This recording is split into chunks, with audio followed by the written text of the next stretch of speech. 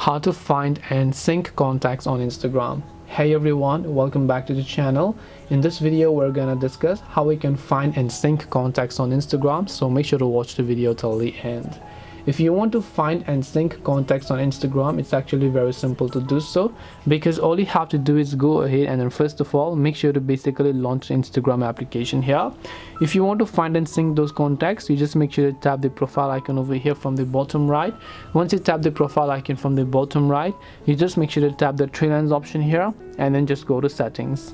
Once you go to settings, in the search menu I just want you to type in contacts over here. So just go ahead and type in contacts, and here you'll find contact syncing, so tap on it. So if you've disabled contact syncing, in order to sync them, all you have to do is turn on sync contacts, tap on allow option for the Instagram app to access your contacts, and you should be good to go. This way you'll be able to find and sync contacts on Instagram. Hope this video was very helpful. If you have got any more questions, then feel free to also leave them down below. Thank you very much for watching, and see you soon in the next video.